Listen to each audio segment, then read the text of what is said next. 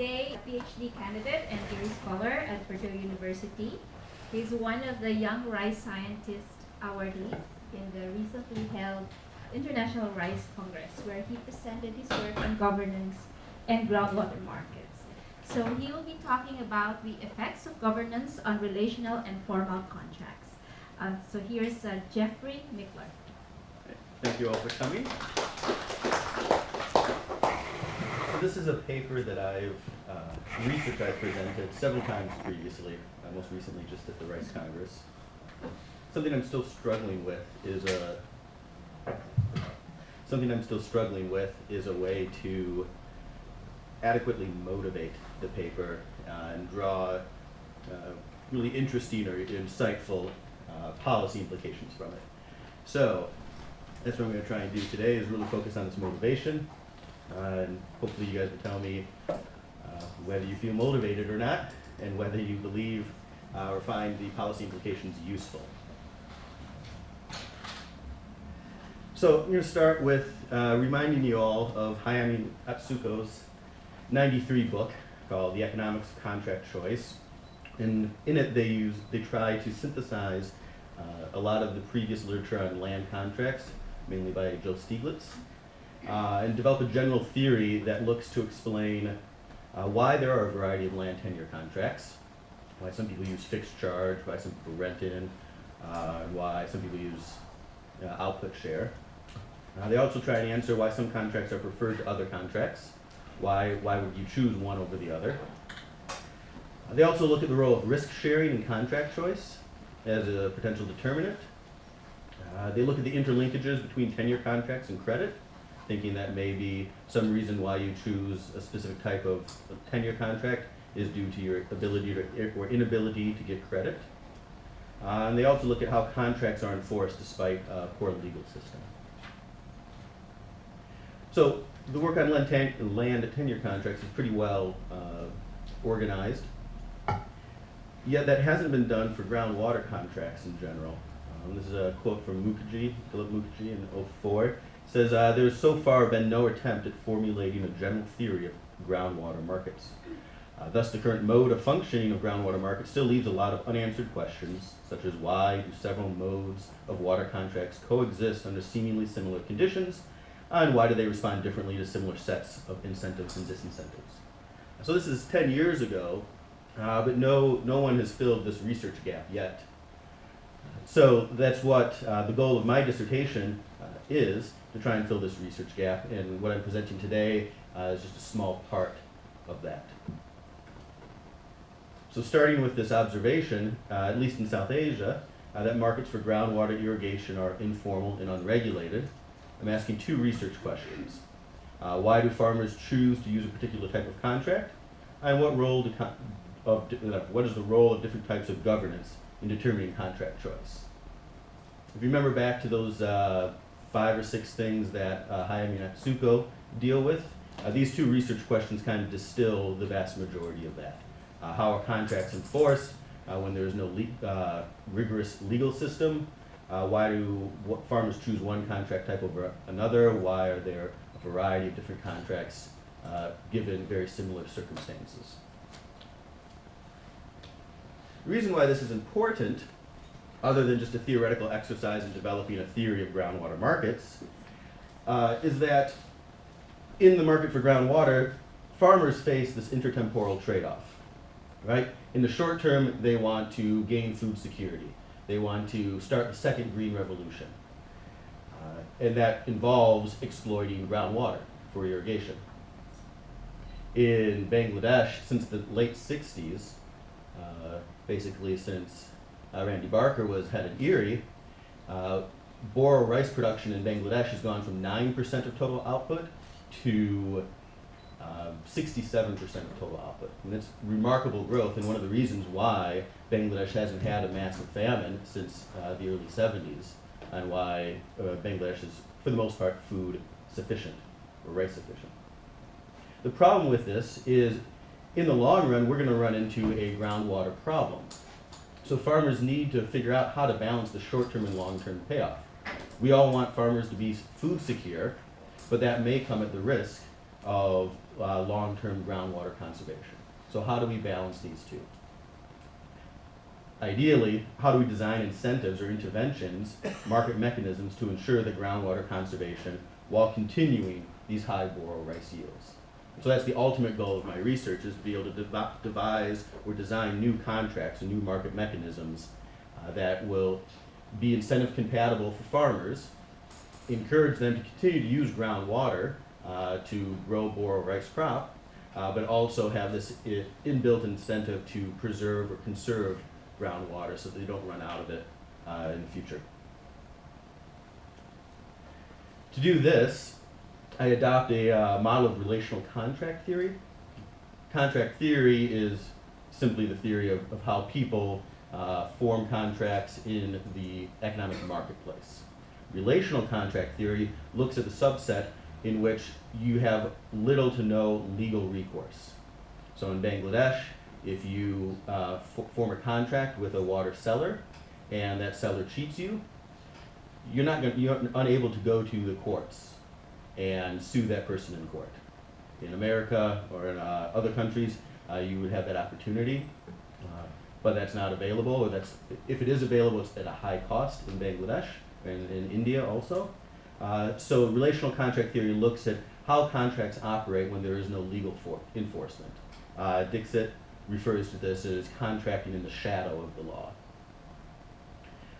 So by using relational contract theory, we can think of these contracts as non-cooperative games, in a kind of game theoretic sense. And contracts are distinguished by who has the last move in this game. So if you use, well, I'll talk about it in just a second. A goal, again, is to explain how contracts remain effective despite this lack of outside enforcement. So Tushaar Shah, in a '93 book, outlines or does a very good job of describing groundwater markets in Asia in general. And he finds 6 different types of contracts in Asia. They are fixed charge, labor charge, piece rate, output share, input share, and fixed rent. And I was saying, if you think of these as games in which they're distinguished by who has the last move, fixed charge contract is you're a water buyer, you pay your water seller for water at the very beginning of the year. You give them however many taka, however many baht, or whatever your local currency is, for water throughout the season. Well, you've paid them already, you've paid them up front, and you're just trusting that they will deliver water to you when you need it. And so in a fixed charge, the person who has the last move, the person who has the discretion and the opportunity to cheat, is the water seller. They already have the money at the beginning of the harvest, at the beginning of the season, and you just have to trust that they will deliver money throughout. An output share is going to be somewhat the opposite. The water seller is going to deliver water to you throughout the season, and you're going to pay them at the end of the season with a share of your harvest. In this case, the water seller has to trust you that even though they've provided water throughout the season, you're going to pay them the appropriate share that you agreed on at the beginning of the season. So in an output share case, the person who has the discretion, the person who has the last move, is the water buyer, right? Because at the end, they can just say, I'm not going to give you any harvest, and the water seller has already provided all the effort, all the work. Piece rate contract is a contract in which you pay at the moment that you get the water. It's the middle of the season, you need water, you go to the person and say, here, I'm going to give you the money, deliver me the water right now. And so that's, the kind of contract that we're most familiar with. It's when you go to a store and you buy a cup of coffee. I just went to the coffee shop, I gave them 30 pesos or whatever it is, and they gave me the coffee immediately, right? There's no chance for either of us to cheat on that transaction. So the theory that I am able to develop explains all 6 of these, or I can account for all 6 of these variations and types of contracts. In Bangladesh, where my data comes from, we only see 3 types of contracts. So in this talk, I'm just going to focus on these 3 that I just explained. Any questions on contract types? All right. So this is where it gets complicated. I'm going to try and go through this very clearly. Please interrupt if you have any questions. All right? feel free to step in and say I don't understand. All right. So we're going to look at the water seller, who's the agent, the person who's providing all the action in this contract. So the agent has a cost function, and they provide action A, which incurs a cost to them. So the action, and we're just going to estimate that with this quadratic function. It's easy mathematically.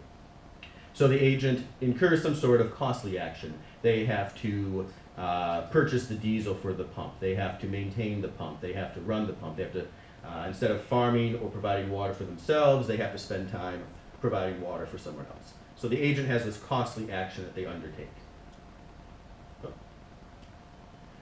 All right.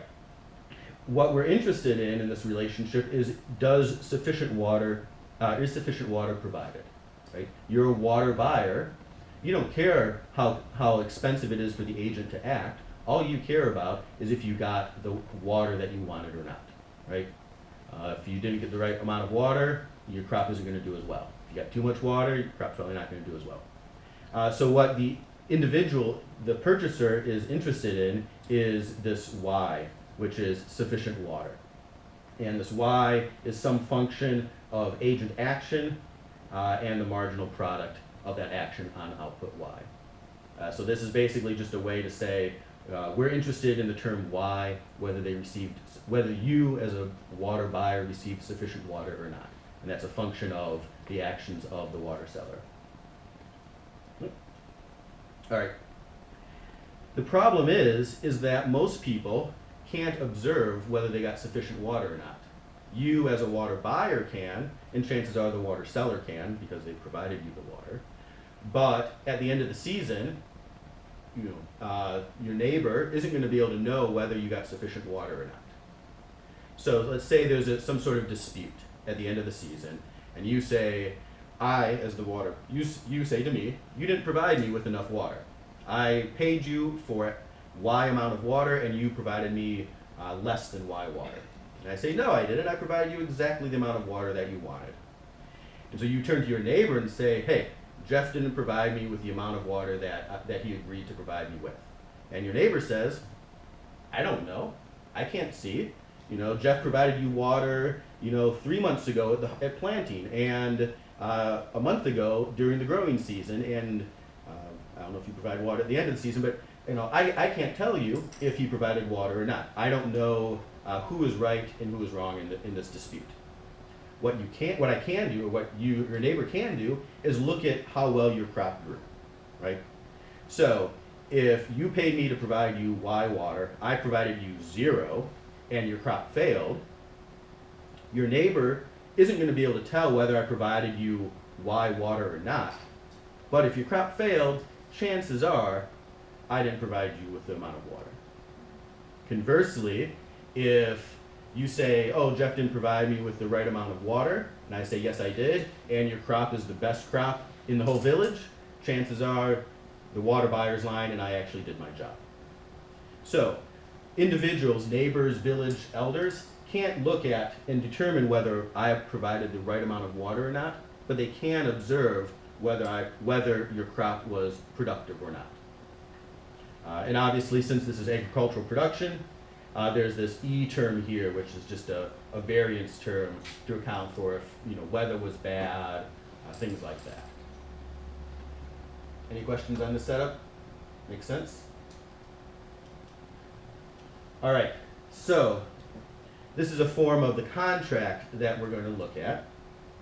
The water seller receives this U term, their utility, from some sort of fixed payment, some promised upfront sum. This term, which we're going to call the relational contract, it's a payment eta on Y, whether or not I provided water or not. There's also this C term here, which we call the enforceable contract, which is based on the amount of output that was received, the crop output. And then there's this cost function. So this is your utility function as a water buyer. So you incur some sort of cost here, and you can be paid in one of these 3 methods: fixed payment, relational contract, or enforceable contract. And if you look at this, And remember back to the three types of contracts I said I was going to talk about, we can represent mathematically all three types of contracts in this single compensation package. Yep? Short question, are there also mixes where there is a fixed name and a relational contract, or is it one, or maybe... No, so I'm not going to talk about it, but that's a good question. Theoretically there is. Yeah. We don't observe any in Bangladesh. Yeah. So in the paper and in my research, I solve for that, and that's actually looking into the future in the idea of proposing better contracts. That's actually the better contract, but no one's using it yet. So the issue is, well, why aren't they using it? And that's what I'll continue to do after this. It's a good question. All right. So a fixed charge means you don't use these over here.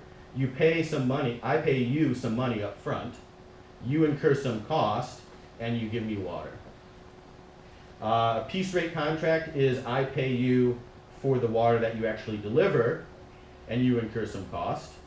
And an output share contract is I pay you some share, some fraction of the term of actual crop output, and you incur some cost.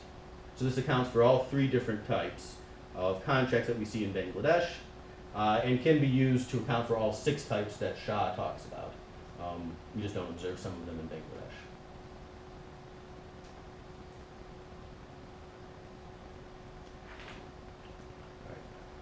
So I'm going to move quickly through this since it's just a couple proofs. So we assume that the agent's going to maximize this amount. Their maximized utility is this term. What's interesting here is I've substituted in this K term. This K term here is, well, I'll talk about it in a second. Generally, the K term is used to simply make notation easy. So this solution isn't super long. But there's a felicitous aspect to K. One, K is geometrically this cosine between the angle. We know something about K by the Cauchy-Schwarz theorem. Economically, and this is where K is important, K is going to be this correlation between the marginal effects of my actions as the water seller on output. Right? So it's this x times y term. It's this measure of correlation. Basically, K will tell you, or will measure the relationship between my effort, my supplying of water to you, and how much crop you actually get. So imagine you're growing rice in the rainy season. And for some reason, you've decided to purchase water from me. Maybe you're not a very good farmer, maybe you don't quite understand the role of water, but for some reason, even though it's monsoon season, you're buying water. What do you think the relationship between your crop output and my provision of irrigation is going to be? Pretty low, right? Because you're getting water from rain. And so in that case, K is going to be very small. My delivery of water to you is going to have almost no effect on your crop output. Now assume you are an amazing farmer, you have great soil, and it's the dry season. You've put in the exact amount of fertilizer, you're using the right kind of seed, you're tending your field well. What's the correlation between my provision of water to you and your crop output? It's going to be very high, right? Assuming that you've done everything right, the only missing piece is provision of water, that K term is going to be really high. So K is going to measure this correlation. How much effect does my provision of water to you have on your crop production? So we've dealt with you as the water buyer, we've dealt me as the water seller, my utility, the cost that I incur, and what you pay me. Now we're going to look at you as the water buyer. And what you want to do is you want to maximize the value to you of this relationship. The terms in this equation aren't necessarily important for the presentation. What is important is this enforcement constraint down here. So remember I said that in Bangladesh and India and other developing countries, if someone cheats on a relationship, you can't just go to the court or to the police and sue them, right? These things are corrupt, they require bribes, they're costly, there's a whole host of problems. So what needs to happen is we need to find a contract that's relational, contract in which neither of us wants to cheat each other. So this is called a self-enforcement constraint. That we've designed a contract, or we've adopted a contract in which I don't want to cheat you and you don't want to cheat me. Well, how in the world do we have defined a contract of that type? Well, we need this contract to be what's called self-enforcing. So you are the water buyer. This V term is the value you get from receiving water. You know, it's your crop output or some function of that. Say I've already provided water to you, you know what this V term is. So if you've already had the water provided to you, what's going to keep you from cheating me? From saying, you know, I got the water, I'm not going to pay Jeff. Okay. Well, assuming we live in a small village and your ability to buy water from other people is limited, if you cheat me, am I going to sell you water next season? Probably not. So, to be self-enforcing, the value to our current relationship needs to be greater than the value of cheating and losing future relationships. So this R eta term is the short-term gain from defecting on a relational contract. So I've provided you with water, and you've decided to not pay me. So you're going to gain this value here, because you got water, but you didn't have to pay. But next season, I'm not going to sell you water. Or I'm going to sell you water in a way that benefits me and allows me the discretion to cheat you. Right? I'm not going to leave my future in your hands if you've cheated me once. So this VEC term here is the value of defaulting to some sort of contract that can be enforced. Right? It's going to be suboptimal for all of us, but since you cheated me, I'm not willing to accept any other type of contract. So for this contract to be self-enforcing, we need to have value to the current contract that exceeds the value to you of cheating on that contract. Does that make sense, at least intuitively, to everyone? All right. So it takes a while to solve this problem. Like I said, like you asked, there are mixed solutions, mixed strategies in this model. What's important, though, is that we can define two different types of solutions. One is this relational contract, and one is this enforceable contract, right? So relational contracts are fixed charge and piece rate because they rely on they rely on mechanisms that are unenforceable. So if we decide to go with a fixed charge contract, you pay me at the very beginning of the season, and I provide water to you throughout the season. It comes to the end of the season, and something has happened. Either I haven't provided water, let's assume I haven't provided water to you in the right amount. You complain to your neighbors or the village elders, and you say, hey, I paid him up front at the beginning of the season, and Jeff didn't provide me with the right amount of water. Well, you paid me in cash 3 months ago. I mean, there's no I didn't give you a receipt. So how is anyone going to be able to tell or verify whether you paid me the amount of money that you claim you did? Maybe you claim you paid me the full amount, and I say, actually, no, I only got 50%, which is why I only gave you 50% of water. There's no way to verify that. There's also no way to verify how much water I actually provided you throughout the season, because it comes at various times throughout the season. So fixed charge is going to be called a relational contract. There's no way to find a third party to enforce this contract. It's going to be one of these self-enforcing relational contracts. Piece rate contract is the same thing.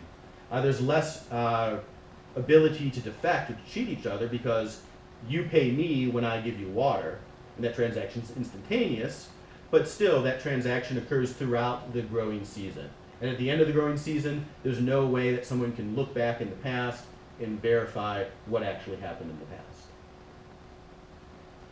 This third type of contract, an output share, we're going to call an enforceable contract because while people might not be able to verify how much water I delivered to you throughout the season, at the end of the season, people can look at the crop output and say, the chances are high that I provided sufficient water, or the chances are low that I provided sufficient water.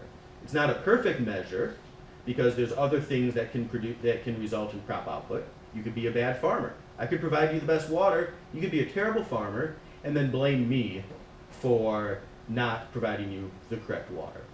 So it's not a perfect measure of water delivery, but it's the only way that we can find an enforceable contract. So it's an imperfect measure of water provision. And so that means that while it's enforceable, it's suboptimal to these contracts. What we're interested in is purchasing and selling water. And if we trust each other, and if we can self-enforce our contract, we can do that. We can purchase and sell water without any sort of outside enforcement. If we don't trust each other, we end up using this output share contract because we can find people to enforce this contract. The problem with this output share contract is we're contracting on something that we're not actually interested in. I don't want to, if I'm going to put all this effort into providing you water, and you're a bad farmer, I might get only a little bit of crop output at the end of the season. Actually, I could get less in monetary terms than the effort I provided to you, right? I could provide great effort in providing you water. You could either be a bad farmer, or there could be a cyclone and it destroys the crops. Well, I've put all this effort in, and now I get paid only a little bit. So this output share contract is suboptimal. There's noise in the enforcement mechanism, and so we'll use it, but only when we can't enforce a relational contract. So that's the end of the theory. I'll forget about it, and just remember these two things. One, why do farmers choose to use a particular type of contract? Well, theoretically, these comparative static results that I derive say when discount rates are low, farmers use relational contracts more than enforceable contracts. Discount rate is low means that you have a high value for the future. Let's say there's a war going on, or maybe you have some sort of disease, Ebola, and you know chances of you living to next season are pretty low. That means you have a high discount rate. Your value for the future is very low, and so the value to you of future contracts with me is very low. You might not be around next year. So what does it matter to you if you cheat me, right? Well, if you cheat me, I'm not going to sell water to you next year, but you're going to be dead. So that would be an extreme case of a high discount rate. So we expect high discount rates in war-torn environments, or where life expectancy is very low. When we have that, we're going to see people using enforceable contracts, because everyone knows with a high discount rate, people are going to cheat on relational contracts. When there's low discount rates, say you're a young farmer, you just took over your father's or your mother's land, and you know you're going to live in that village for the rest of your life. Well, you have a very low discount rate because you value the future. You're thinking, okay, I don't have kids now, but in 3 years I'm going to have kids. I need to support them. I'm going to need to be able to purchase water in the future. And so my discount rate is low. I have a high value for the future, and so I'm not going to cheat on relational contracts. All right. We also find, theoretically, that this performance signal that I've described, when it's inaccurate, relational contracts are more likely than enforceable contracts. The idea here is that if the correlation between my providing water to you and your crop production is very high, if there's almost a one-to-one correlation, then the efficiency loss of using an output share contract is almost none. Right? I provide you water, you get great output, well, let's just contract on that. There's no efficiency loss. But if we live in an environment where there's cyclones, there's earthquakes, marauders are going to come and destroy the crop, that means that my provision of water to you is not going to be highly correlated with your output. There are a lot of other things that could go wrong. And when there's a lot of other things that could go wrong, we're not going to rely on this output share enforceable mechanism. We're going to rely on a relational contract. All right, so the second question is, what is the role of different types of governance in determining contract choice? On what we find out, I didn't go through it in the theoretical section, but we find that weak punishment or weak governance makes relational contracts more likely. And this will be more obvious when I get to the econometric section of the results. Yep. I thought that you only mentioned about seller's side, and I was expecting that you go into the buyer's production function and include that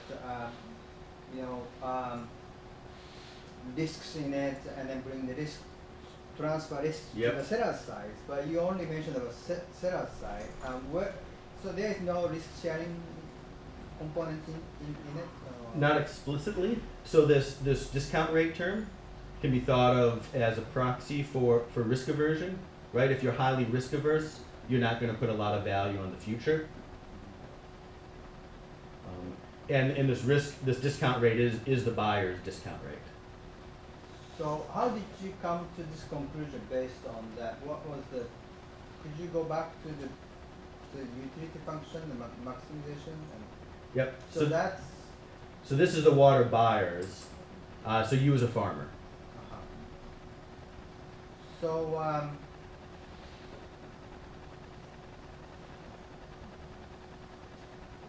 I sort of understood one before that. Yep, this so one. So that the cost function is quadratic, Yep. So, but you don't specify the function like XA, relational contract, and also the Yep. So XA this. and YA. You don't specify functional form. Correct. I don't. It's just a relationship. Correct. Right now. Yep. So from here to next and next, I couldn't follow. Yep. So let's see. What's a good way to? Yep. So I don't specify functional forms on these relationships.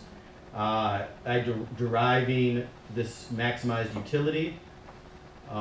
I end up just plugging this maximized utility into this.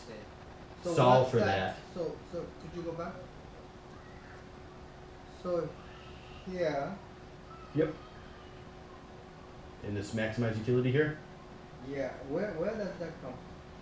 So that's solve. If I solve for A here, and plug that back into these A's, and solve that equation again, you get this. So you get the utility, without action in it, just in terms of payoffs. So there's several steps in here, and it requires a couple assumptions. One, it assumes incentive compatibility. One, it assumes participation, which I haven't displayed here. So there's actually a fair amount of math between these two. So it's not obvious how these two. Well, what's the intuition behind it? Intuition behind this utility maximization, maximize utility. Yep. What can you explain? The intuition is contingent or given a certain action level by me, the water seller. I'm going to get. I'm going to get this payoff. And some of these will be zero depending on the type of contract. Some of them will not be non-zero, again, depending on what type of contract. So if it's a output share contract, this is zero, this is zero, or this is zero, this is zero, and these two terms are some positive. Actually, this is zero also. So it's only going to be based on that. But the action of buyer is not introduced in this. Correct. Model, No, it's all from the seller's perspective. Well, the costly action is taken on by the seller. So right? in terms of out share. Yep. Yeah. So there's this embedded aspect of buyer action here that I don't explicitly model for. So you assume that the buyer behaved this way, so that's why the. Correct. Yeah. Right. I assume that the buyer is going to want to produce the most crop that they can. all things being equal, because that's where they get their money from.